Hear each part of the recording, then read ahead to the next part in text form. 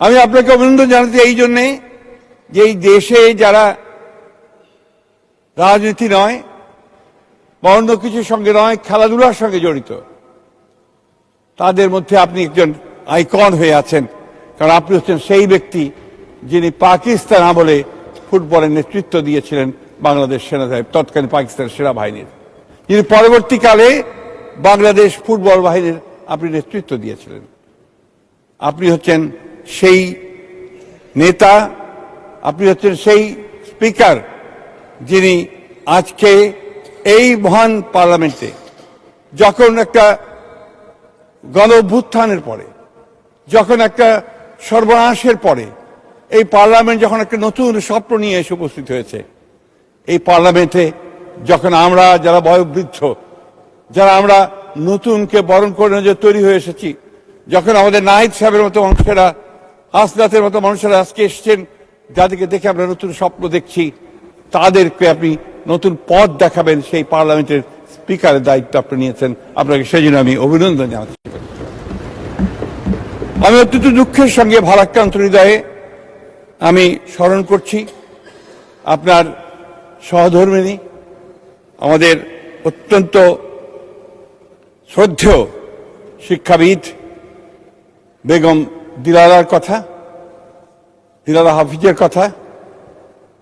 এই জন্য না যে তিনি আপনার সহধর্মিণী ছিলেন, এই জন্য আমরা বেশি করে যে তিনি আমার সহপাঠী ছিলেন। আমরা দেখেছি যে একজন মহিয়সী মহিলা কিভাবে শিক্ষা নড়ে গেছিলেন, কিভাবে শিক্ষার আলো তিনি ছড়িয়ে গেছেন। মাননীয় স্পিকার, আমি যখন আপনার সামনে বক্তব্য দেওয়ার জন্য দাঁড়িয়েছি, আমি খুব চিন্তিত এই জন্য যে আমাদের সালাউদ্দিন সাহেব, আমাদের কালিগ, আমাদের স্বরাষ্ট্রমন্ত্রী মহোদয়, তিনি যে বক্তব্য রেখেছেন, সেই বক্তব্যের পরে বক্তব্য রাখা যে কোনো পার্লামেন্টারিয়ানের পক্ষেই খুব কঠিন ব্যাপার। তারপরেও আমি আশা করি যে আমি যেটা বলতে চাই সেটা আপনাদের সামনে আমি তুলে ধরার চেষ্টা করব। মাননীয় স্পিকার, এখানে সালাউদ্দিন সাহেব বসেছেন, তারপর আবার আমি বলেছেন, আবারও বলতে চাই যে আমাদের অভিযোগ উঠেছে আমাদের বিরুদ্ধে। বিশেষ করে আমাদের সম্মানিত বিরোধী দলের এক সদস্য বলেছেন যে আমি সংবিধানকে ধরে রাখার জন্য চেষ্টা করেছি এবং সংবিধান যেন ঠিক থাকে সেই ব্যাপারে আমি বডি ল্যাঙ্গুয়েজ দিয়ে আপনার সেটা প্রমাণ করার চেষ্টা করেছি। হ্যাঁ, করেছি মাননীয় স্পিকার, কারণ এই সংবিধান আমাদের অস্তিত্বের সঙ্গে জড়িত, এই সংবিধান আমাদের আবেগের সঙ্গে জড়িত। এই সংবিধান 1971 সালে লক্ষ লক্ষ শহীদের রক্তে সঙ্গে জড়িত।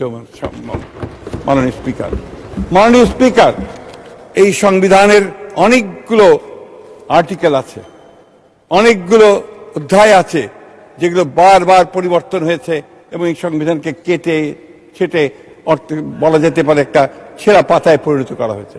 তারপরেও মাননীয় স্পিকার, এই সংবিধান আমাদের সংবিধান, এই সংবিধানের জন্য আমরা যুদ্ধ করেছি, লড়াই করেছি, একটা স্বাধীন বাংলাদেশের সংবিধান এটা। মাননীয় স্পিকার, অত্যন্ত সত্য কথা বলেছেন সালাউদ্দিন সাহেব যে আজকে রাষ্ট্রপতির ব্যাপারে আমরা কথা বলছি। রাষ্ট্রপতি যেই হন না কেন, তিনি একটা ইনস্টিটিউশন, কোনো ব্যক্তি নয়, একটা প্রতিষ্ঠান। সেই প্রতিষ্ঠানকেই আমরা রক্ষা করেছি আমাদের প্রয়োজনে। কারণ 5ই আগস্টের পরে যদি এই রাষ্ট্রপতি না থাকতেন, তাহলে এই রাষ্ট্রে একটা অরাজকতা, একটা নৈরাজ্য সৃষ্টি হতো, যে নৈরাজ্যের জন্য হয়তো আমরা সেই দেশকে সেই সময়ে আমাদের জাতিকে আমরা রক্ষা করতে পারতাম কিনা সেটা সন্দেহ আছে। মাননীয় স্পিকার, মাননীয় স্পিকার, আমাদের আজকে এখানে অনেকগুলো প্রশ্ন এসছে, আমি সেই কথাগুলো কিছুটা উত্তর দিতে চাই। বিশেষ করে আমার নাম যেখানে সবখানে এসছে, আপনি জানেন, আপনিও তার একজন সাক্ষী, যে দীর্ঘ 15 বছর আমরা ফ্যাসিস্টদের বিরুদ্ধে লড়াই করেছি, সংগ্রাম করেছি। আমাদের এই ফ্যাসিস্টদের বিরুদ্ধে লড়াইয়ে আমাদের দেশনেত্রী বেগম খালেদা জিয়া বেশিরভাগ সময় কারান্তরীণ ছিলেন। আমাদের নেতা, তাকে মিথ্যা মামলায় জড়িয়ে নির্বাসিত অবস্থায় তাকে বিদেশে থাকতে হয়েছে। আমাদের 60 লক্ষ মানুষের বিরুদ্ধে মিথ্যা মামলা হয়েছে, 20,000 মতো আমাদের নেতা কর্মীকে হত্যা করা হয়েছে। আমাদের ইলিয়াস আলী, পারভেজ, হিরু, এই সংসদ সদস্য সহ প্রায় 1700 নেতা কর্মীকে গুম করে দেওয়া হয়েছে মানুষের স্পিকার। এখনো যখন আমাদের সেই তপু, সেই ছোট্ট মেয়েটা, সে যখন ওই মায়ের ডাকে এসে দাঁড়ায় এবং সে যখন বলে যে আমি আমার বাবার সঙ্গে ঈদ করতে যেতে চাই, তখন আমাদের কারোরই পক্ষে চোখে পানি রাখা সম্ভব হয় না। মাননীয় স্পিকার, আমি যখন দেখতাম আমাদের গাড়ি থেমে গেলে আমার গাড়ির পাশে সেই সময়ে আমাদের তরুণ যুবকরা এসে হাজারি হতো, বলতো যে আমি অমুক খানে ছাত্র দল করতাম, আমি ওকে যুব দল করতাম, আমি ওখান থেকে পালিয়ে চলে এসেছি, এখন এখানে আমি হকারের কাজ করছি। অনেকে রিক্সা চালাতো, অনেকে বাড়িতে সেই সময় দারোয়ানের কাজ করতো।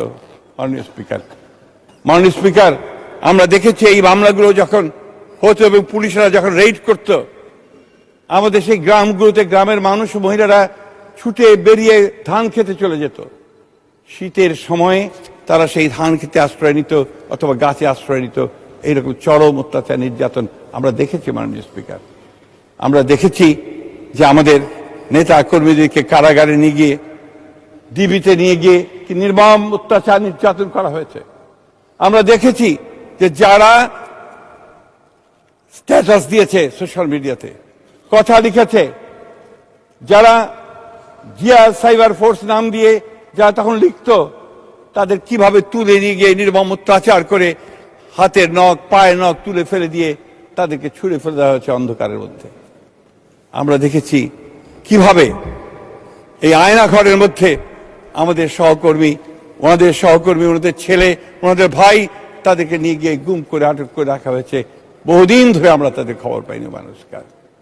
মাননীয় স্পিকার, সেই জন্য একদিকে যেমন ওই 1971 সাল আমাদের চিন্তায়, আমাদের মননে, আমাদের অস্তিত্বে, আমাদের মজ্জায়, ঠিক একইভাবে এই 15 বছরের লম্বা ইতিহাস, ফ্যাসিবাদের বিরুদ্ধে যুদ্ধের ইতিহাস, সংগ্রামের ইতিহাস এবং জুলাইয়ের ছাত্র জনতার অভ্যুত্থান ইতিহাস, এটা আমাদের বুকেই আমরা ধারণ করি। মাননীয় স্পিকার, এটা এই দেশের সব মানুষই ধারণ করে। মাননীয় স্পিকার, কিন্তু যখন এই কথাগুলো, এই বিষয়গুলো নিয়ে কোনো কটাক্ষ করা হয়, তখন তো অবশ্যই মাননীয় স্পিকার আমরাও কষ্ট পাই। তখন আমাদের এই লাখো মানুষ যারা সংগ্রাম করেছে, লড়াই করেছে, তারাও কিন্তু মাননীয় স্পিকার একইভাবে কষ্ট পায়।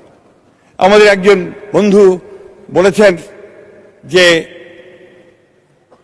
1900 সালটা হচ্ছে আপনি আসার আগে, অর্থাৎ আপনার লন্ডনে যে সভা হলো, যে ঐতিহাসিক বৈঠক আমাদের চেয়ারম্যান এবং তৎকালীন প্রধান উপদেষ্টার সঙ্গে, সেই বৈঠক সম্পর্কে তারা বিদ্রুপ করে, কটাক্ষ করে বলেছেন সেখানে নাকি আপনার কি একটা ষড়যন্ত্র চক্রান্ত হয়েছে, যার ফলে আজকে বিএনপি এই পার্লামেন্টে মেজরিটি নিয়ে বসে আছে। অত্যন্ত দুঃখজনক। আমি তীব্র নিন্দা জানাই মাননীয় স্পিকার। এই ধরনের কথা কখনোই গ্রহণযোগ্য হতে পারে না। ওই লন্ডন বৈঠক হয়েছিল বলেই মাননীয় স্পিকার আজকে আমরা এখানে সবাই, কারণ ওই লন্ডন বৈঠকেই নির্বাচনের তারিখ ঠিক হয়েছিল। ওই লন্ডনের বৈঠকেই প্রধান উপদেষ্টা রাজি হয়েছিলেন যে দ্রুত ফেব্রুয়ারির মধ্যে নির্বাচন দেবেন। এটাই হচ্ছে বাস্তবতা। মাননীয় স্পিকার, এটাও আমাদেরকে সকলকে স্বীকার করে নিতে হবে। মাননীয় স্পিকার, আমি বয়স্ক মানুষ, আমরা 80-র দশকের, 70 দশকের মানুষ। 70 দশক আমরা দেখেছি, আমরা দীর্ঘ সংগ্রাম করেছি, লড়াই করেছি বাংলাদেশের স্বাধিকারের জন্য। আমরা সংগ্রাম করেছি বা তৎকালীন পূর্ব পাকিস্তানের বিরুদ্ধে সত্যিকার অর্থে একটা স্বাধীন বাংলাদেশ নির্মাণ করবার জন্য। এটা আমরা করেছি। এবং পরবর্তীকালে যখন যুদ্ধ হয়েছে, যুদ্ধ শুরু হওয়ার আগে শহীদ প্রেসিডেন্ট জিয়া রহমানের সেই ডাকে যখন মানুষ ঝাঁপিয়ে পড়েছে, তখন সেই যুদ্ধে আমরাও সবাই গিয়ে ঝাঁপিয়ে পড়েছিলাম। মাননীয় স্পিকার, সেই 71কে নিয়ে যদি কেউ কটাক্ষ করে, সেই 71কে কেউ যদি খাটো করার চেষ্টা করে, তখন সেটা আমাদের পক্ষে মেনে নেওয়া খুব কঠিন হয়। মাননীয় স্পিকার, সেই জন্যই আমাদের কলিগ সালাউদ্দিন সাহেব যেটা বলেছেন, 71 নিয়ে কথা আমাদের বলতেই হবে মাননীয় স্পিকার, কারণ এটা আমাদের অস্তিত্ব, এটা আমাদের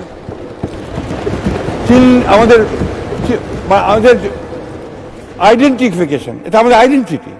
আমি বারবার একই কথা বলছি, একটি কারণ মাননীয় স্পিকার, যে ৭১ হচ্ছে আমাদের পরিচয়, সেই জন্যই আমরা এই কথা বারবার বলি।